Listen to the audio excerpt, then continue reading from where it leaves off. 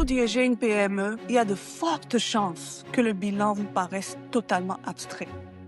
Pourtant, c'est souvent ce document qui révèle si vos entreprises est vraiment solide ou simplement rentable en apparence. Dans cette capsule, vous allez comprendre comment lire ce document, ce qu'il dit réellement sur votre structure financière et pourquoi deux entreprises avec les mêmes niveaux de vente peuvent avoir des niveaux de risque complètement différents. Si vous voulez prendre de meilleures décisions avec plus de clarté, restez avec moi. Après la trésorerie, le premier pilier de la visibilité financière dont on a parlé récemment, on passe à un outil fondamental, le bilan. Moi, je le vois comme la structure d'un immeuble. Le cash flow vous dit si l'entreprise respire. Le bilan, lui, vous dit si elle repose sur des fondations solides. Concrètement, le bilan répond à une question très simple. Qu'est-ce que l'entreprise possède et comment tout ce qu'elle possède est-il financé? D'un côté, il y a les actifs, c'est-à-dire les encaisses, les comptes clients, les équipements, les inventaires, etc. De l'autre, il y a les passifs et les capitaux propres, ce que l'entreprise doit et ce qui appartient aux propriétaires de cette entreprise. Maintenant, dans les actifs et les passifs, il est nécessaire de distinguer ce qui est à court terme ou courant de ce qui est à long terme. Actifs à court terme, qu'est-ce que ça veut dire? Ce sont les biens que l'entreprise prévoit de convertir en argent ou d'utiliser au cours d'un cycle d'exploitation. Ce cycle d'exploitation est généralement de 1 an. Les passifs à court terme, eux, ce sont des dettes que l'entreprise doit payer au cours du même cycle d'exploitation. La règle de base est simple.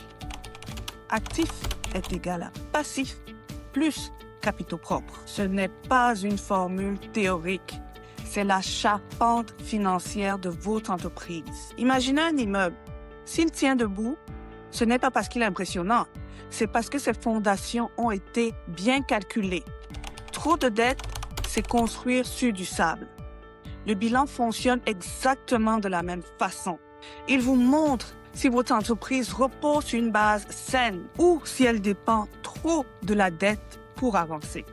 Et c'est là que beaucoup de dirigeants se trompent. On l'a déjà dit, une entreprise peut être rentable sur papier, mais fragile dans sa structure.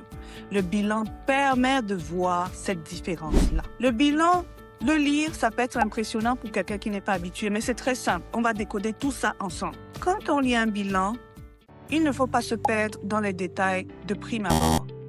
Il faut commencer par regarder 3 choses. Premièrement, la liquidité à court terme. Est-ce que vous avez assez d'actifs et est-ce que ceux-ci sont facilement mobilisables pour faire face à vos obligations? Qu'est-ce que ça veut dire? Ça veut dire, est-ce que tout ce que vous possédez qui est à court terme, est-ce que vous pouvez rapidement les convertir en argent pour, par exemple, payer vos dettes à court terme? Si vos actifs courants sont, par exemple, de 200 000 et vos dettes à court terme sont de 180 000, vous avancez sur un fil. La marge est mince et le moindre ralentissement d'activité peut suffire à déstabiliser l'ensemble de la compagnie. La deuxième chose à regarder, c'est le niveau d'endettement. Quelle part de votre entreprise est financée par la dette? Une entreprise qui grandit à crédit peut avoir de très belles ventes tout en devenant de plus en plus vulnérable. Troisièmement, la qualité de vos actifs. Est-ce que vos ressources sont réellement utiles et disponibles ou seulement bien présentées sur papier? Est-ce que vous avez par exemple des stocks désuets, des comptes clients en souffrance que vous n'allez jamais pouvoir convertir en argent? Ces actifs gonflent le bilan, gonflent votre structure, mais sans réellement la solidifier. 2 entreprises différentes peuvent avoir le même profit, mais si l'une est trop endettée et l'autre bien capitalisée, le niveau de risque n'a rien à voir. Le bilan est puissant, mais il ne raconte pas tout. Je l'ai déjà dit, là, on a 3 éléments à regarder pour avoir une visibilité financière globale de l'entreprise. Le bilan n'est qu'un outil parmi 3 d'autres. Le bilan, par exemple, ne va pas donner la véritable valeur de votre réputation. Il ne va pas indiquer votre réel savoir-faire, le savoir-faire de votre équipe ou de votre marque.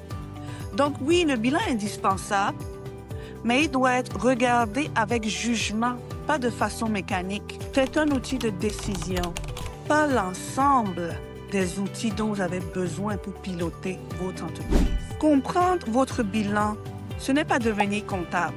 Je ne le répéterai jamais assez. C'est savoir si votre croissance repose sur des bases solides. C'est distinguer une entreprise qui avance avec contrôle d'une entreprise qui s'étire trop vite. Je vous lance un défi simple aujourd'hui.